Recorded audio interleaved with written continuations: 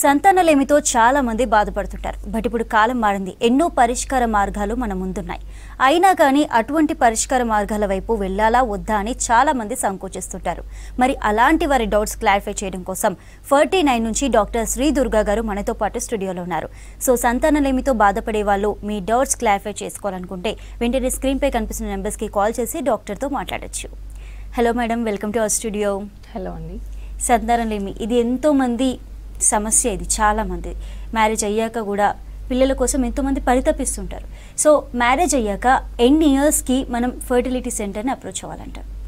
Okay, బేసిక్గా ఏంటంటే అండి, ఒక కపుల్ మ్యారేజ్ అయ్యాక ఒక 1 year కలిసి ఉన్నారు, న్యాచురల్గా ట్రై చేశారు, అయినా కూడా ప్రెగ్నెన్సీ మనకి రావట్లేదు అన్నప్పుడు వాళ్ళు ఇన్ఫెర్టిలిటీ సమస్యతో బాధపడుతున్నట్టు మనం పరిగణిస్తామన్నమాట. సో అప్పుడు 1 year తర్వాత వాళ్ళు ఇన్ఫెర్టిలిటీ సెంటర్ని అప్రోచ్ అవ్వాల్సి ఉంటుంది. కానీ ఇదేంటంటే అందరికీ ఒకటే కాదండి. ఈ 1 year అనేది అన్ని కపుల్స్కి సేమ్ కాదు. ఇన్ కేస్ ఏజ్ కనుక మనకి ఎక్కువ ఉంది, గ్రేటర్ దెన్ 35 years ఏజ్ ఉంది, అండ్ వేరే ప్రాబ్లమ్స్ లైక్ ఏమైనా ప్రీవియస్గా సర్జరీస్ అయ్యాయి అండాశయాల మీద, ఇలాంటి పరిస్థితులు ఏంటంటే ఈవెన్ ఆఫ్టర్ 6 months మనం ఎవాల్యుయేషన్ అనేది స్టార్ట్ చేయాల్సి ఉంటుంది. ఓకే మేడం, మరి ఇప్పుడు ఈ ఇన్ఫర్టిలిటీకి ఎటువంటి ట్రీట్మెంట్స్ అవైలబుల్ ఉన్నాయి ప్రజెంట్? ఓకే, బేసిక్గా మనకి ఫెర్టిలిటీ సెంటర్కి వచ్చాక 3 types ఆఫ్ ట్రీట్మెంట్స్ అనేవి అవైలబుల్లో ఉంటాయండి.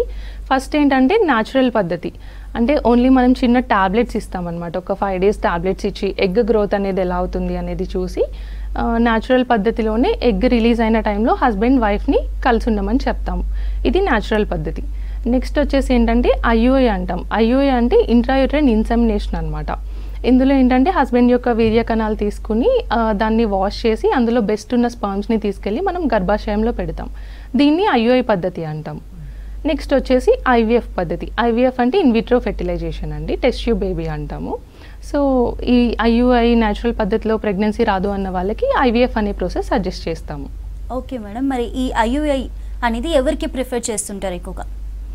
సో బేసిక్గా ఐయుఐ అనేది ఎవరికి చెప్తామంటే, ఫస్ట్ ఒక బేసిక్గా ఇన్ఫర్టిలిటీ కపుల్ మనకి వచ్చినప్పుడు మనం వాళ్ళకి కొన్ని టెస్ట్లు చేస్తామండి. వాళ్ళు వచ్చాక ఒక బేసిక్ స్కాన్ అనేది ఉంటుందన్నమాట. ఆ స్కాన్లో ఏంటంటే ఎగ్ నెంబర్స్ అనేవి ఎన్ని ఉన్నాయి, అండాశయంలో ఎన్ని ఎగ్ నెంబర్స్ ఉన్నాయి, అసలు వాళ్ళకి గర్భాశయంలో ఏమైనా ప్రాబ్లం ఉందా, ఒక్కొక్కసారి ఏంటంటే గర్భాశయంలో చిన్న గెడ్డలు ఉండడం కానీ, లేదంటే ఎండోమెట్రియల్ లైనింగ్ సరిగ్గా ఉండకపోవడం కానీ, ఇట్లాంటి సమస్యలు చూస్తూ ఉంటాం. ఒక్కొక్కసారి ట్యూబ్స్లో కూడా ఏదైనా వాటర్ ఉండడం, ఇట్లాంటి ప్రాబ్లమ్స్ కూడా ఉంటాయన్నమాట. సో ఫస్ట్ వచ్చిన వెంటనే మనం ఒక బేసిక్ స్కాన్ చేయడం అనేది చాలా ఇంపార్టెంట్. నెక్స్ట్ వచ్చేసి కొన్ని బ్లడ్ టెస్ట్ ఉంటాయండి, కొన్ని హార్మోనల్ టెస్ట్, థైరాయిడ్, ప్రొలాక్టిన్ అంటాం. ఇలాంటి హార్మోనల్ ప్రొఫైల్ అంతా నార్మల్ ఉందా లేదా అనేది చూసుకుంటాము. హస్బెండ్కి వచ్చేసి వీర్య కణాల టెస్ట్. సో ఈ వీర్య కణాల టెస్ట్లు ఏంటంటే అసలు స్పర్మ్ కౌంట్ అనేది ఎంత ఉంది, కదిలే కణాల సంఖ్య సరిగా ఉందా లేదా, ఇలాంటివన్నీ చూసుకుంటాం. ఇవన్నీ ఎవాల్యుయేట్ చేశాక దాన్ని బట్టి మనం ట్రీట్మెంట్ ప్లాన్ అనేది చెప్తామన్నమాట. ఈ ఐయుఐ అనే పద్ధతి కొంతమందికి ఏంటంటే ఈ అన్ని టెస్ట్లు నార్మల్ ఉంటాయి, ట్యూబ్స్ అనేవి ఓపెన్ ఉంటాయి, ఎగ్ నెంబర్స్ బాగానే ఉంటాయి, అయినా కూడా వాళ్ళకి న్యాచురల్ పద్ధతిలో ప్రెగ్నెన్సీ అనేది రావట్లేదు. అప్పుడు మనం ఈ ఐయుఐ అనే పద్ధతి సజెస్ట్ చేస్తాం. ఇంకొంతమందికి ఏంటంటే సెర్వైకల్ మ్యూకస్ అంటాం. స్పర్మ్స్ అనేవి మనకి న్యాచురల్ పద్ధతిలో వెజైనాలో డిపాజిట్ అవుతాయి అన్నమాట. సో అక్కడి నుంచి ట్యూబ్లోకి వెళ్ళి ట్యూబ్లో ప్రెగ్నెన్సీ ఎగ్ స్పర్మ్ కలిసినప్పుడు వస్తుంది. అది వచ్చేసి మళ్ళీ మనకి గర్భాశయంలో ఇంప్లాంట్ అవుతుంది. కొంతమందికి ఏంటంటే ఈ సెర్వైకల్ మ్యూకస్లో యాంటీబాడీస్ అనేవి ఉంటాయి. ఇలా ఉన్న వాళ్ళకి కూడా పిల్లలు న్యాచురల్ పద్ధతిలో అవ్వరు. సో ఇలాంటి రీజన్స్ ఉన్నప్పుడు మనం ఈ ఐయుఐ అనే పద్ధతి సజెస్ట్ చేయొచ్చు. ఓకే మేడం, మరి ఐవీఎఫ్ అంటే ఏంటి, దీని ప్రొసీజర్ ఎలా ఉంటుంది? సో ఐవీఎఫ్ అంటే ఇన్విట్రో ఫెర్టిలైజేషన్ అండి. సో న్యాచురల్ పద్ధతిలో మనకి ఎగ్ స్పర్మ్ అనేది ట్యూబ్లో కలుస్తుంది అనమాట. సో ట్యూబ్లో కలిసినప్పుడు ప్రెగ్నెన్సీ వచ్చేసి అది మళ్ళీ మనకి గర్భాశయంలో 5వ రోజు వచ్చి అతుక్కుంటుంది. ఇట్లా మనకి న్యాచురల్గా ప్రెగ్నెన్సీ వస్తుంది. కానీ ఐవీఎఫ్లో ఏంటంటే ఇదే పద్ధతిని మనం ల్యాబ్లో క్రియేట్ చేస్తాము. సో ల్యాబ్లో ఏంటంటే ఎగ్ స్పర్మ్ కలుపుతామన్నమాట. ఈ ప్రాసెస్ ఎట్లా ఉంటుందంటే పీరియడ్ వచ్చిన 2వ రోజు మనకి ఏ ట్రీట్మెంట్స్ అయినా ఐవీఎఫ్, ఈ ఐయుఐ అన్ని పీరియడ్ వచ్చిన 2వ రోజు నుంచే స్టార్ట్ అవుతాయి అన్నమాట. సో పీరియడ్ వచ్చిన 2వ రోజు నుంచి ఉమెన్కి మనం ఒక సెట్ ఆఫ్ ఇంజెక్షన్స్ ఇస్తాము. ఒక 8 నుంచి 10 days వరకు ఇంజెక్షన్స్ ఉంటాయి. ఇవి స్టార్ట్ చేసే ముందే మనం బేసిక్గా ఒక స్కాన్ చేస్తాము, కొన్ని బ్లడ్ టెస్ట్ చేసుకుంటాం అనమాట. ఈ 8 to 10 days ఇంజెక్షన్స్ అయ్యాక ఎగ్స్ అనేవి అడిక్వేట్ సైజ్లో వచ్చాక ఒక ట్రిగ్గర్ ఇంజెక్షన్ అనేది ఉంటుంది. ఆ ట్రిగ్గర్ ఇంజెక్షన్ అనేది ఇస్తాము. ఇచ్చిన తర్వాత చిన్న మత్తు ఇచ్చి మనం ఈ ఎగ్స్ అనేవి రిట్రీవ్ చేయడం జరుగుతుంది. ఈ ఎగ్స్ తీసిన వెంటనే మనం ల్యాబ్లో చూస్తాం అసలు ఎన్ని ఎగ్స్ వచ్చాయి, ఎగ్ క్వాలిటీ ఎట్లా ఉంది అనేది మనకి స్కాన్లో తెలీదు. ఎగ్స్ అనేవి బయటకు తీసాకనే మనకు తెలుస్తుంది. సో ఈ ఎగ్స్ని మనం అదే రోజు హస్బెండ్ దగ్గర సిమెన్ శాంపిల్ అనేది తీసుకుని బెస్ట్ స్పర్మ్స్తో కలుపుతాం. ఇట్లా ల్యాబ్లో బేబీస్ని అనేవి ఫామ్ చేస్తాం. అట్లా ఫామ్ అయిన బేబీస్ని మనం నెక్స్ట్ మంత్ ఎండోమెట్రియం అంటాం, అంటే గర్భాశయం యొక్క లైనింగ్ అనమాట. ఆ లైనింగ్ ప్రాపర్గా వచ్చి బాగున్నప్పుడు ఈ ఎంబ్రియోస్ అనేవి ట్రాన్స్ఫర్ చేయడం జరుగుతుంది. ఓకే మేడం, మరి ఈ ఐవీఎఫ్ ఎవరికి ప్రిఫర్ చేస్తుంటారు ఎక్కువగా? సో చాలా అపోహలు ఉంటాయండి. ఇన్ఫెర్టిలిటీ సెంటర్కి వస్తే మనం ఐవీఎఫ్ఏ సజెస్ట్ చేస్తాము, అసలు న్యాచురల్గా కానీ ఐయుఐ కానీ ఎక్కువ సజెస్ట్ చేయరు అనేవి కొన్ని అపోహలు ఉంటాయి. సో బేసిక్గా మన దగ్గరికి వచ్చిన కపుల్స్ అందరికీ ఐవీఎఫ్ అయితే అవసరం లేదండి. కొంతమందికి అంటే కొన్ని ప్రాబ్లమ్స్ ఉంటాయన్నమాట. ఎస్పెషల్లీ ఏంటంటే ఈ మధ్య ఏజ్ కొంచెం లేట్ మ్యారేజెస్ అవ్వడం, వీటి వల్ల ఏజ్ అనేది చాలా లేట్ ఏజ్లో కిడ్స్ అనేది ప్లాన్ చేస్తుంటారు. సో మనకి 30 years వరకు ఎగ్ క్వాలిటీ అనేది కొంచెం మంచిగా ఉంటుంది, ఎగ్ నెంబర్స్ కూడా కొంచెం ఎక్కువ ఉంటాయి. సో ఎస్పెషల్లీ 30 నుంచి 35 గ్రేటర్ దెన్ 35 years ఉన్నప్పుడు ఏంటంటే ఈ ఎగ్ నెంబర్స్ అనేది బాగా తగ్గిపోతాయి అన్నమాట. అండ్ క్వాలిటీ ఆఫ్ ఎగ్ కూడా ఏజ్ గ్రేటర్ దెన్ 35 years ఉన్నప్పుడు తగ్గిపోతుంది. అంతేకాకుండా మనకి లైఫ్ స్టైల్ ఫ్యాక్టర్స్ వల్ల కానీ ఎన్వైరన్మెంటల్ ఫ్యాక్టర్స్ వల్ల కానీ ఈ మధ్య ఎగ్ క్వాలిటీ ఎగ్ నెంబర్స్లో ఇష్యూస్ ఉంటున్నాయి. సో ఈ ఎగ్స్ అనేవి బాగా తక్కువ ఉన్న వాళ్ళకి, ఇలాంటి వాళ్ళకి మనం ఐవీఎఫ్ సజెస్ట్ చేస్తాము. ఇంకా ఏంటంటే tubal problems. So tubal problems అంటే కొంతమందికి ఏంటంటే ట్యూబ్లో బ్లాక్ ఉంటుంది. మనకి న్యాచురల్గా ప్రెగ్నెన్సీ రావాలంటే ట్యూబ్ అనేది చాలా ఇంపార్టెంట్ అనమాట. సో ఎగ్ స్పర్మ్ కలిసేది ఫెలోపియన్ ట్యూబ్స్లోని. సో ఈ ట్యూబ్లో కనుక బ్లాక్ ఉన్నా, లేకపోతే ట్యూబ్కి ఏమైనా సర్జరీ అయినా, కొంతమందికి ఆల్రెడీ 2 kids ఉన్నారు అని చెప్పేసి సర్జరీ చేయించేసుకుంటారు.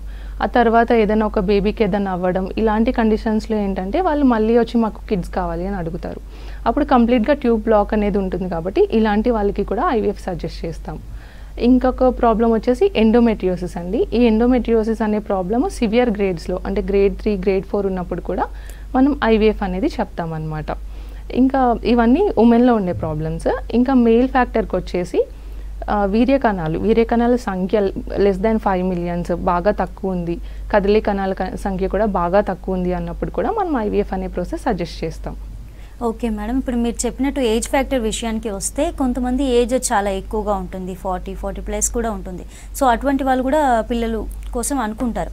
సో మరి వాళ్ళకి ఈ ఐవీఎఫ్ ఎంతవరకు సక్సెస్ అవుతుంది? So age greater than 40-45 years ఉన్నా కూడా మనకి ఒక్కొక్కసారి ఎగ్ నెంబర్స్ కొంతమందికి బాగానే ఉంటాయండి. సో ఈ ఏజ్లో ఏంటంటే మనకి జెనెటిక్ ప్రాబ్లమ్స్ అనేవి వచ్చే ఛాన్స్ ఉంటుందన్నమాట, ఎన్యూప్లాయిడీస్ అంటాము. సో వీళ్ళకి ఐవీఎఫ్ పద్ధతి మనం సజెస్ట్ చేయొచ్చు ఎగ్ నెంబర్స్ బట్టి. సో ఈ ఐవీఎఫ్ పద్ధతిలో కూడా పీజీటీఏ టెస్టింగ్ అని ఉంటుంది, genetic testing. Greater than 38 years ఉన్నప్పుడు ఏంటంటే ఈ జెనెటిక్ ఐవీఎఫ్ చేసుకుని ఈ జెనెటిక్ టెస్టింగ్ చేసి నార్మల్గా ఉన్న ఎంబ్రియోస్ మాత్రమే ట్రాన్స్ఫర్ చేయడం జరుగుతుంది. సో ఇలా జెనెటిక్ టెస్ట్ చేసుకుని వెళ్ళడం మంచిది ఏజ్ ఎక్కువ ఉన్నప్పుడు. ఐవీఎఫ్ చేస్తే మరి ఎంతవరకు ఛాన్స్ ఉందంటారు గర్భం ధరించడానికి? సో ఈ ఐవీఎఫ్లో ప్రీవియస్గా వచ్చేసి మనకి సక్సెస్ రేట్ చాలా తక్కువ ఉండేదండి. ఒక చాలా యాజ్ లో యాజ్ 20% అట్లా ఉండేది ఫ్యూ ఇయర్స్ బ్యాక్ వరకు కూడా. ఇప్పుడు ఏంటంటే మనకి ల్యాబ్లో కొంచెం అడ్వాన్స్డ్ టెక్నాలజీస్ అన్నీ వచ్చాయన్నమాట. చాలా ఇంప్రూవ్మెంట్ అయింది ఓవర్ ద పాస్ట్ 10 years. ఇన్ఫర్టిలిటీలో చాలా అడ్వాన్సెస్ అనేవి వచ్చాయి. దీనివల్ల మనకి ప్రెజెంట్ సక్సెస్ రేట్ వచ్చేసి ఓవరాల్గా 60 నుంచి 65% ఉంటుంది. అలానే ఇది అన్ని కపుల్స్కి ఇంతే ఉంటుంది అని అయితే మనం చెప్పలేము. డెఫినెట్లీ ఒక కపుల్ ఎంగేజ్లో ఉన్నారు, వాళ్ళకి ఎగ్ నెంబర్స్ క్వాలిటీ మంచిగా ఉంటుంది, సో వాళ్ళకి సక్సెస్ రేట్ ఎక్కువగా ఉంటుంది. In case greater than 35 to 40 years ఉంది, ఎగ్ నెంబర్స్ తక్కువ ఉన్నాయి, ఎగ్ క్వాలిటీ తక్కువ ఉంది, అండ్ స్పర్మ్ క్వాలిటీ అనేది తక్కువ ఉంది, సివియర్ ఎండోమెట్రియోసిస్ ఉంది, ఇలాంటి ఫ్యాక్టర్స్ ఉన్నప్పుడు ఏంటంటే సక్సెస్ రేట్ అనేది తగ్గుతుంది. సో ఓవరాల్గా సక్సెస్ రేట్ వచ్చేసి 60 నుంచి 65% అండి. బట్ కపుల్కి ఇది మారుతూ ఉంటుంది. ఓకే మేడం, మరి ఎంత టైం పడుతుండొచ్చు? అంటే ఇప్పుడు ఐవీఎఫ్ చేయించుకున్న తర్వాత ఎన్ని ఇయర్స్ టైం పడుతుండొచ్చు? సో ఇన్ని ఇయర్స్ అని కాదండి, మనం ఈ ఐవీఎఫ్లో ఏంటంటే ఒక మంత్లో సెకండ్ డే నుంచి ఇంజెక్షన్స్ ఇచ్చి ఒక 10 daysలోనే మనకి ఎగ్ పికప్ అనేది జరుగుతుంది. అది అయిపోయాక నెక్స్ట్ పీరియడ్లో కానీ లైనింగ్ మనం చూసుకుని ఆ నెక్స్ట్ మంత్లోనే లైనింగ్ మనకి మంచిగా వచ్చిందంటే మనం ట్రాన్స్ఫర్ చేయొచ్చు, ఎంబ్రియో ట్రాన్స్ఫర్. ఇయర్స్ పడుతుంది అనేది ఏముండదు. కొంతమందికి ఏంటంటే రిపీటెడ్గా ఐవీఎఫ్ ఫెయిల్ అవుతున్న వాళ్ళకి కొంచెం టైం టు ప్రెగ్నెన్సీ అనేది ఎక్కువ ఉంటుంది. కానీ మోస్ట్ ఆఫ్ ది టైమ్స్ ఏంటంటే మనకి ఈ ప్రాసెస్ అంతా ఒక 1 to 2 monthsలో కంప్లీట్ అవుతుంది. Okay madam. ఒకసారి ఈ ఐవీఎఫ్ ఫెయిల్ అయిన తర్వాత మళ్ళీ చేయించుకోవచ్చా? ఒకవేళ ఐవీఎఫ్ చేయించుకుంటే మిగతా ఇంకేమైనా సైడ్ ఎఫెక్ట్స్ ఉండే ఛాన్స్ ఉందంటారా? సో ఈ ఐవీఎఫ్ వన్స్ ఫెయిల్ అయినా కూడా మళ్ళీ చేయించుకోవచ్చండి. దానివల్ల ఈ ఐవీఎఫ్ వల్ల సైడ్ ఎఫెక్ట్స్ అనేవి ఏమి ఉండవు ఇంజెక్షన్స్కి. మనం ఒక 1 to 2 months మధ్యలో గ్యాప్ ఇచ్చి మళ్ళీ అలా సజెస్ట్ చేస్తాము. సో రిపీటెడ్గా ఒక 3-4 times ఫెయిల్ అవుతుంది అన్న వాళ్ళకి మనం వేరే ఆప్షన్స్ కూడా సజెస్ట్ చేస్తామన్నమాట. Either one of the gametes donor గెమెట్స్కి వెళ్ళడం కానీ ఇట్లాంటివి మనం సజెస్ట్ చేస్తూ ఉంటాం రిపీటెడ్గా ఫెయిల్ అవుతున్నప్పుడు. ఇంకా ఎందుకు ఇట్లా ఫెయిల్ అవుతుంది, లోపల లైనింగ్లో ఏమైనా ప్రాబ్లం ఉందా, ఏదైనా ఇన్ఫెక్షన్స్ ఉన్నాయా అనేవి కూడా మనం రూల్ అవుట్ చేసుకుంటాం.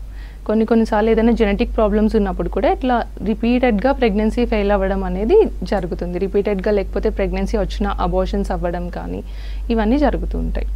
Okay madam. ఈ ఐయుఐ ఐవీఎఫ్ కాకుండా ఐసిఎస్ఐ అంటే ఇది ఏంటి అసలు? దీనికి ఐవీఎఫ్కి డిఫరెన్స్ ఏంటి? ఓకే, బేసికల్లీ ఐవీఎఫ్కి ఇక్సీకి తేడా ఏంటంటే ఇప్పుడు ఐవీఎఫ్ పద్ధతి అంతా మనం ఈ ఇక్సీ పద్ధతి ద్వారానే చేస్తున్నాం. నార్మల్గా ఐవీఎఫ్లో మనం ల్యాబ్లో ఏంటంటే ఒక పెట్రీ డిష్లో ఎగ్స్ అనేవి పెడతాము. అందులో స్పర్మ్ శాంపిల్ అనేది వేసి ఒక 50 million స్పర్మ్స్ ఎగ్ స్పర్మ్ అందులో నార్మల్గానే కలుస్తుంది అనమాట. మనమేమి అది ఇంజెక్ట్ చేయము. ఇక్సీ పద్ధతిలో ఏంటంటే ఒక ఎగ్ని తీసుకుని డైరెక్ట్గా ఒక స్పర్మ్ని, బెస్ట్ స్పర్మ్ కదలికలు ఎక్కువ ఉన్న స్పర్మ్ని తీసుకెళ్ళి డైరెక్ట్గా ఆ ఎగ్లోకి ఇంజెక్ట్ చేస్తాము. దీన్ని ఇక్సీ పద్ధతి అంటాము. ఇప్పుడు ఓవరాల్గా మన ల్యాబ్లో అయితే ఐవీఎఫ్ ఈ ఇక్సీ పద్ధతితో చేయడమే జరుగుతుంది. Okay madam. మరి ఈ ఎగ్స్ తక్కువగా ఉంటే ఐవీఎఫ్ ఎంతవరకు చేసే ఛాన్స్ ఉందంటారు? సో ఎగ్స్ తక్కువ ఉంటే, బాగా తక్కువ ఉన్నట్లయితే కనుక మనం డెఫినెట్గా ఐవీఎఫ్ఏ సజెస్ట్ చేస్తామండి. అలానే ఎగ్స్ తక్కువ ఉంది అంటే ఖచ్చితంగా ఐవీఎఫ్ అని లేదు, మనం వేరే చాలా అదర్ ఫ్యాక్టర్స్ కూడా చూసుకుంటాం అన్నమాట. సో వేరే ట్యూబల్ ప్రాబ్లమ్స్ ఉన్నాయేమో, ఇన్ఫెక్షన్స్ ఉన్నాయా ఏమన్నా, ఇట్లాంటివన్నీ కూడా చూసుకుంటాము. అండ్ మేల్ ఫ్యాక్టర్ కూడా చూసుకుంటాము. సో ఎగ్ తక్కువ ఉంటే ఐవీఎఫ్ అనే కాదు, ఫస్ట్ న్యాచురల్ ఐయుఐ పద్ధతిలో కూడా సజెస్ట్ చేస్తాము. మ్యారేజ్ అయ్యాక ఎన్ని ఇయర్స్ అయింది, చాలా వేరే అదర్ ఫ్యాక్టర్స్ బట్టి కూడా ఈ డెసిషన్ డిపెండ్ అయి ఉంటుంది. అసలు కారణాలు ఏమనుకోవచ్చు మేడం? అంటే ఎగ్స్ తగ్గడానికి చాలా మందిలో వస్తుంది కదా ఇష్యూ ఇప్పుడు ఇది, అంటే అసలు కారణాలు ఏమనుకోవచ్చు? సో ఈ ఎగ్స్ తగ్గడానికి ఏంటంటే మెయిన్గా ఇప్పుడు వచ్చేసి ఒకటి ఏజ్ అండి. ఈ లేట్ మ్యారేజెస్ వల్ల ఏజ్ 35 to 40 years అట్లా కూడా ప్రెగ్నెన్సీ ప్లాన్ చేస్తున్నారు. కెరియర్ గ్రోత్ కోసం చూసుకోవడం కానీ ఇలాంటి రీజన్స్ వల్ల డిలే అవుతుంది. మెయిన్గా వచ్చేసి ఏజ్ ఫ్యాక్టర్ వల్ల మనకి ఎగ్ నెంబర్స్ అనేవి తగ్గిపోతున్నాయి అన్నమాట. నార్మల్గా అయితే మనకి బర్త్ అప్పుడు ఒక 2 million ఎగ్స్ అనేవి ఉంటాయి. అవి మళ్ళీ మనకి ప్యూబర్టీ అంటే పీరియడ్స్ వచ్చే టైంకి ఏంటంటే ఒక 4 lakhs వరకు తగ్గిపోతాయి అన్నమాట. సో అలా ఈ ఎగ్స్ అనేవి ఒక ఉమెన్ బాడీలో గ్రాడ్యువల్గా తగ్గుతూనే వస్తూ ఉంటాయి లైఫ్ అంతా. సో మనకి ఫైనల్గా ఓవ్యులేషన్ అయ్యి అంటే ఎగ్ రిలీజ్ అయిన ఎగ్స్ ఓన్లీ 400 మాత్రమే ఉంటాయి ఒక ఉమెన్ లైఫ్లో. So age plays an important role ఇక్కడ. సో ఒకటి వచ్చేసి ఏజ్ అండి. ఇంకా కొంతమందికి ఏంటంటే ఈ మధ్య యంగ్ ఏజ్లో కూడా ఏఎంహెచ్ అంటాం, అంటే ఎగ్ కౌంట్ని చూపించే ఒక బ్లడ్ టెస్ట్, ఇది చాలా తగ్గిపోతుంది అనమాట. సో దీనికి రీజన్స్ కొంచెం ఎన్వైరన్మెంటల్ ఫ్యాక్టర్స్ కానీ, పొల్యూషన్ వల్ల కానీ, మన లైఫ్ స్టైల్ ఫ్యాక్టర్స్ వల్ల కానీ, ఇలాంటి రీజన్స్ వల్ల ఈ మధ్య ఎగ్ కౌంట్స్ అనేవి తగ్గిపోవడం, స్పెర్మ్ క్వాలిటీ రిలేటెడ్ ప్రాబ్లమ్స్ రావడం అనేది ఉంటుంది ఎక్కువ. మరి ఎగ్స్ కౌంటింగ్ పెంచడానికి ఎటువంటి మార్గాలు ఉన్నాయంటారు అందుబాటులో ఇప్పుడు? సో బేసిక్గా ఏంటంటే ఎగ్ నెంబర్స్ అనేది మనకి ముందే డిటర్మైన్ అయిపోయి ఉంటుందండి. Early in the stage of లైఫే ఒక ఉమెన్కి ఎన్ని ఎగ్స్ ఉంటాయి అనేది ఎగ్ రిజర్వ్ అంటాం, అది డిటర్మైన్ అయిపోయి ఉంటుందన్నమాట. సో ఈ ఎగ్ నెంబర్స్ అనేది డ్రాస్టిక్గా పెంచడానికి మనకి అంత ట్రీట్మెంట్స్ ఏం లేవు. సో బేసిక్గా ఏంటంటే కొంచెం క్వాలిటీ అనేది మన ఇంప్రూవ్ చేయొచ్చు. అంటే లైఫ్ స్టైల్ ఫ్యాక్టర్స్ కానీ, కొంచెం స్మోకింగ్, ఆల్కహాల్ అట్లాంటివి ఏమైనా ఉంటే అవాయిడ్ చేయడం. కొంతమందికి ఈ మధ్య ఎక్కువ ఏంటంటే ఒబెసిటీ అనే ప్రాబ్లం చూస్తున్నాం, అంటే ఓవర్ వెయిట్ ఉంటున్నారు, పీసీఓడి ప్రాబ్లం అనేది ఉంటుంది. సో ఇలాంటి వాటికి ఏంటంటే లైఫ్ స్టైల్ చేంజెస్ అనమాట. అంటే రోజు డైలీ ఒక 30 minutes ఎక్సర్సైజ్ చేయడం అండ్ హెల్తీ ఫుడ్ తీసుకోవడం, అంటే junk foods, oily foods, fatty foods ఇవన్నీ అవాయిడ్ చేయడం. అండ్ యాంటీ ఆక్సిడెంట్స్ అంటాం, కొన్నిట్లో ఏంటంటే బ్లూబెర్రీస్ కానీ, ఈ అవకాడోస్ కానీ ఇలాంటి ఫుడ్స్లో కొంచెం యాంటీ ఆక్సిడెంట్స్ అనేవి హై ఉంటాయి. సో ఇలా యాంటీ ఆక్సిడెంట్ రిచ్ డైట్ తీసుకోవడం వల్ల కూడా ఎగ్ క్వాలిటీ అనేది ఇంప్రూవ్ చేసుకోవచ్చు. అండ్ కొన్ని ఈ యాంటీ ఆక్సిడెంట్ రిచ్ మెడికేషన్స్ మనకి డాక్టర్ సజెస్ట్ చేస్తారు ఫెర్టిలిటీ సెంటర్కి వచ్చినట్లయితే. దీని ద్వారా కొంచెం వరకు ఎగ్ క్వాలిటీ అనేది మనం ఇంప్రూవ్ చేయొచ్చు. కానీ డ్రాస్టిక్గా ఎగ్ నెంబర్స్ అయితే మనం ఏమీ ఇంప్రూవ్ చేయలేమండి. సో ఈ మధ్య ఏంటంటే మనకి లాప్రోస్కోపిక్ PRP అనే ఒక ప్రొసీజర్ కూడా వచ్చింది. ఇందులో PRP అంటే ప్లేట్లెట్ రిచ్ ప్లాస్మా అనమాట. ఇది ఏంటంటే మనం చిన్న కెమెరా ప్రొసీజర్ అంటే లాప్రోస్కోపీ ద్వారా ఓవారీలోకి ఇంజెక్ట్ చేస్తాము. దీనివల్ల డ్రాస్టిక్గా ఎగ్ ఇంప్రూవ్ అయిపోతుంది అని అనలేము, బట్ చాలా అసలు ఎగ్జేమ్ లేని వాళ్ళకి definitely we can give it A try. Okay madam, మరి ఎగ్ డొనేషన్ గురించి అంటే ఇప్పుడు ఎగ్ డొనేషన్ ద్వారా కూడా చేస్తున్నారు అనుకుంటా కదా, సో ఎగ్ డొనేషన్ గురించి చెప్పండి మ్యామ్. సో ఈ ఎగ్ డొనేషన్ అంటే ఏంటంటే మనం ఎవరికి సజెస్ట్ చేస్తాము, రికరెంట్గా ఫెయిల్యూర్ అవుతున్నాయి, 3-4 టైమ్స్ ఐవీఎఫ్ వాళ్ళ ఎగ్తోనే వెళ్ళినప్పుడు ఫెయిల్యూర్ అవుతుంది, లేకపోతే కొంతమందికి అసలు ఎగ్ కౌంటే అసలు ఉండదు, కానీ వాళ్ళకి గర్భసంచి లైనింగ్ అనేది బాగానే ఉంటుంది. సో ఇలాంటి వాళ్ళకి కూడా డోనర్ ఎగ్ అనే ఆప్షన్ చెప్తామన్నమాట. అండ్ ఏదైనా జెనెటిక్ ప్రాబ్లమ్స్ ఉన్నాయి అంటే వాళ్ళకి అవి కిడ్స్కి కూడా ట్రాన్స్మిట్ అయ్యే ఛాన్స్ ఉంది కాబట్టి, సో ఇలాంటి కేసెస్లో కూడా మనం వాళ్ళ ఎగ్తో కాకుండా డోనర్ ఎగ్తో వెళ్ళమని సజెస్ట్ చేస్తుంటాము. సో మరి ఎగ్స్ డొనేట్ చేసుకుంటే మరి వేరే వాళ్ళ ఎగ్స్ కదా పెట్టేది, మరి ఏవైనా సమస్యలు వచ్చే ఛాన్స్ ఉందంటారా? సో ఎగ్స్ వేరే వాళ్ళది పెడితే సమస్యలు వస్తాయి అట్లా ఏమి ఉండదండి, ఎందుకంటే మనం ఇవన్నీ డోనర్ వాళ్ళని ఎట్లా తీసుకుంటామంటే ఆల్రెడీ వాళ్ళకి ఒక కిడ్ ఉన్న వాళ్ళకి అండ్ వాళ్ళకి ఇలాంటి కోమార్బిడిటీస్ అంటాం అంటే అవేం లేని వాళ్ళని అండ్ యంగ్ ఏజ్ ఒక 23 నుంచి 29 మధ్యలో ఉన్న వాళ్ళని మనం సెలెక్ట్ చేసుకుంటాం డోనర్ ఎగ్స్ ఇవ్వడానికి. సో మనకి నార్మల్గా మన పేషెంట్స్కి ఎట్లా ఇస్తామో డోనర్స్కి కూడా అట్లానే ఇంజెక్షన్స్ అనేవి ఇచ్చి స్టిమ్యులేట్ చేసి ఎగ్స్ అనేవి రిట్రీవ్ చేసుకోవడం జరుగుతుంది. సో దానివల్ల అయితే ప్రాబ్లం ఏమి ఉండదు కిడ్స్లో. ఓకే మేడం, మరి డోనర్ విషయానికి వస్తే ఎగ్ డొనేట్ చేసిన తర్వాత మరి డోనర్ హెల్త్ ఎలా ఉంటుంది? సో హెల్త్ ప్రాబ్లం అయితే ఏమి ఉండదండి, మనం అన్ని జాగ్రత్తలు తీసుకుని వాళ్ళకి ఎలాంటి ప్రాబ్లం లేకుండా సేఫ్గానే ప్రొసీజర్ అంతా చేస్తాము. ఓకే మేడం, మనం ఐవీఎఫ్కి వెళ్ళే ముందు ఎటువంటి జాగ్రత్తలు తీసుకోవాలంటారు, అలాగే మీరు ఎటువంటి ఇన్వెస్టిగేషన్స్ చేస్తుంటారు? సో ఈ ఐవీఎఫ్కి వెళ్ళే ముందు ఏంటంటే ఈ లైఫ్ స్టైల్ మేనేజ్మెంట్ అనేది డెఫినెట్గా హెల్ప్ అవుతుంది అనమాట. సో కొంతమంది ఏంటంటే ఈ మధ్య ఒబెసిటీ ప్రాబ్లం ఎక్కువ ఉంటుంది కాబట్టి ఈ ఒబెసిటీ ఉన్నప్పుడు మనకి ఐవీఎఫ్లో ఇంప్లాంటేషన్ రేట్ అంటాం, అంటే బేబీ అతుక్కునే కెపాసిటీ అనేది కొంచెం తక్కువ ఉంటుంది. వాళ్ళు కన్సీవ్ అయ్యాక కూడా ఒబెసిటీలో అబార్షన్స్ అవ్వడం ఇలాంటి ఛాన్సెస్ అన్నీ ఎక్కువ ఉంటాయి అన్నమాట. సో డైలీ ఎక్సర్సైజ్ చేయడం, అట్లీస్ట్ ఒక 30 మినిట్స్ ఎక్సర్సైజ్ చేయడం, ఒక 5 to 10% అనే వెయిట్ లాస్ అయినా కూడా ఐవీఎఫ్ సక్సెస్ రేట్స్ అనేవి బాగా ఇంప్రూవ్ అవుతాయి.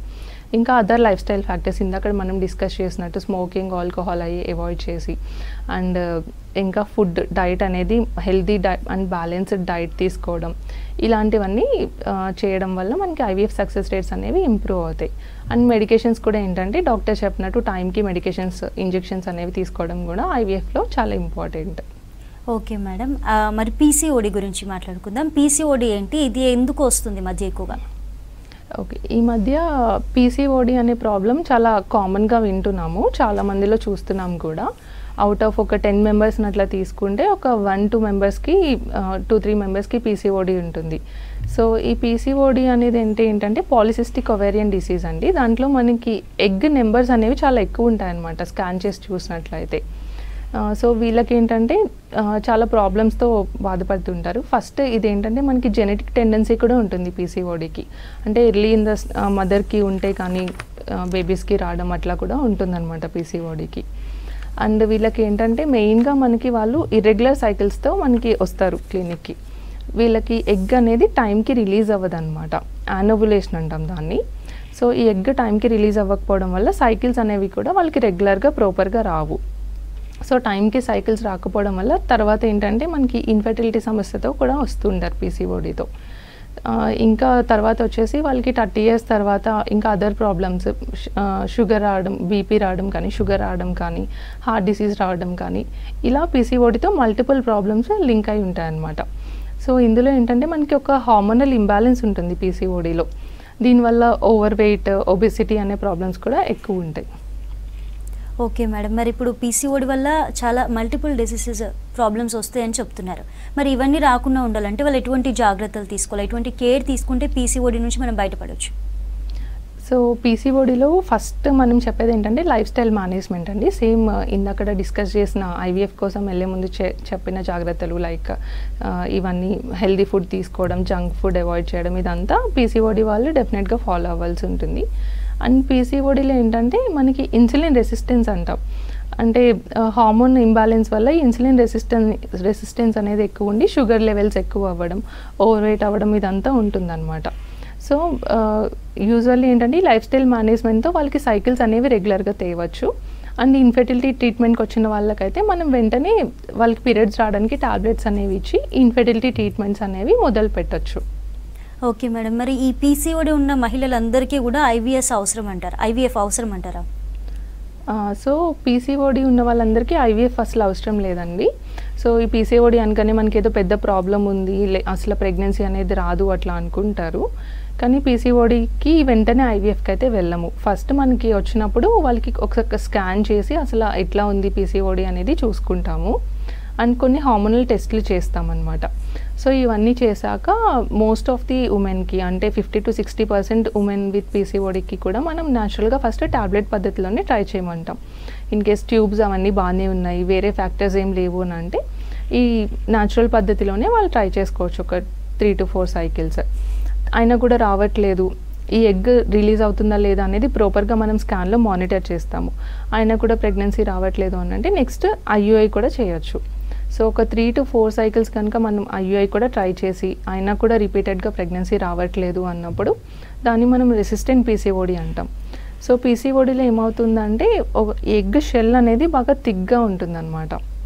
సో ఈ థిక్నెస్ వల్ల స్పర్మ్ అనేది మనల్ని ఎగ్ లోపలికి వెళ్ళడం ప్రాబ్లం అవుతుంది. సో దీనికి ఏంటంటే మనం ఐవీఎఫ్ పద్ధతిలో డైరెక్ట్గా మనమే స్పర్మ్ని ఎగ్లోకి ఇంజెక్ట్ చేస్తాం కాబట్టి ఈ ప్రాబ్లం అనేది ఓవర్కమ్ చేయొచ్చు. సో రిపీటెడ్గా ఇలా ఐయుఐఎఫ్ కూడా ఫెయిల్ అవుతుంది అంటే లాస్ట్ ఆప్షన్ మనం ఐవీఎఫ్ అనేది సజెస్ట్ చేస్తాం పీసీఓడిలో. ఓకే మేడం, ఇంకా పీరియడ్స్ విషయానికి వస్తే ఇర్రెగ్యులర్ పీరియడ్స్తో చాలామంది బాధపడుతుంటారు. సో ఇర్రెగ్యులర్ పీరియడ్స్ అనగానే పీసీఓడి అనుకోవచ్చా? అసలు ఇర్రెగ్యులర్ పీరియడ్స్ ఎందుకు వస్తుంది, దీనికి కాజెస్ ఏంటి?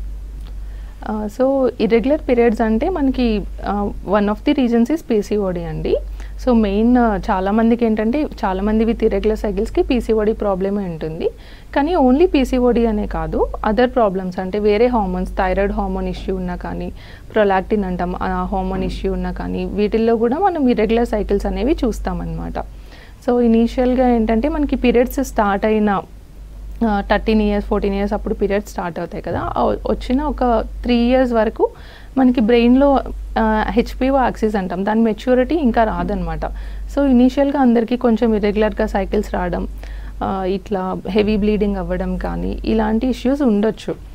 2-3 years తర్వాత కూడా సైకిల్స్ రెగ్యులర్ అవ్వలేదు, ఇర్రెగ్యులర్గానే వస్తున్నాయి, ఒక 6-7 months కూడా సైకిల్స్ రావట్లేదు అంటే డెఫినెట్గా డాక్టర్ని కన్సల్ట్ చేయాలండి. అప్పుడు మనం టెస్ట్లు చేసి అసలు ఎందుకు ఇలా అవుతుంది అనేది ప్రాపర్గా ఎవాల్యుయేట్ చేసి చూస్తాము.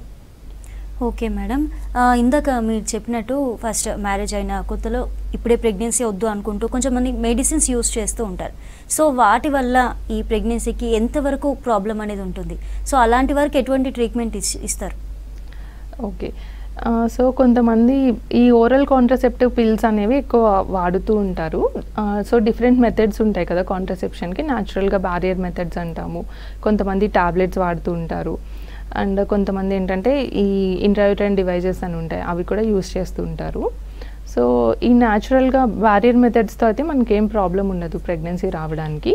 ఈ ఓరల్ కాంట్రసెప్టివ్ పిల్స్ ఏంటంటే లాంగ్ టైంలో ఎక్కువగా చాలా ఇయర్స్ వాళ్ళు వాడేసారు అని అంటే అప్పుడు మనకి బ్రెయిన్లో హార్మోన్ సపరేషన్ అనేది ఉంటుందండి. సో వాళ్ళకి ఏంటంటే అవన్నీ రెజ్యూమ్ అయ్యి మళ్ళీ రావడానికి కొంచెం టైం పడుతుంది అనమాట.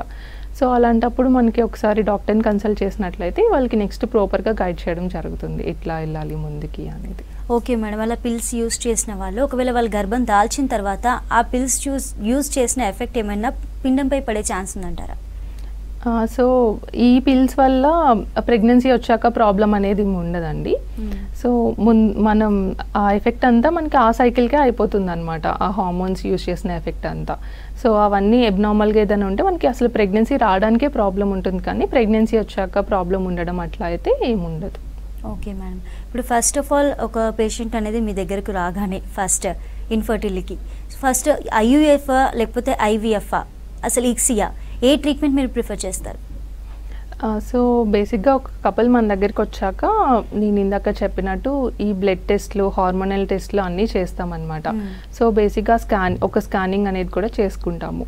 మెయిన్గా ట్రీట్మెంట్ అనేది వాళ్ళకి మ్యారేజ్ అయ్యి ఎన్ని ఇయర్స్ అయింది, అసలు ఏజ్ ఎంత ఉంది, ఈ ఎగ్ నెంబర్స్లో ఏమైనా ఇష్యూ ఉందా, ట్యూబ్లో ఏమైనా ప్రాబ్లం ఉందా, గర్భసంచిలో ఏమైనా ప్రాబ్లం ఉందా, సో ఈ అన్ని ఫ్యాక్టర్స్ చూసాక మనం అండ్ మేల్ ఫ్యాక్టర్ కూడా ఈ మధ్య ఏంటంటే ఇన్ఫర్టిలిటీ కాజెస్కి ఫీమేల్కి ఎంత పర్సంటేజ్ అయితే ఉంటుందో ఈక్వల్లీ మేల్ ఇన్ఫర్టిలిటీ కూడా పెరిగింది.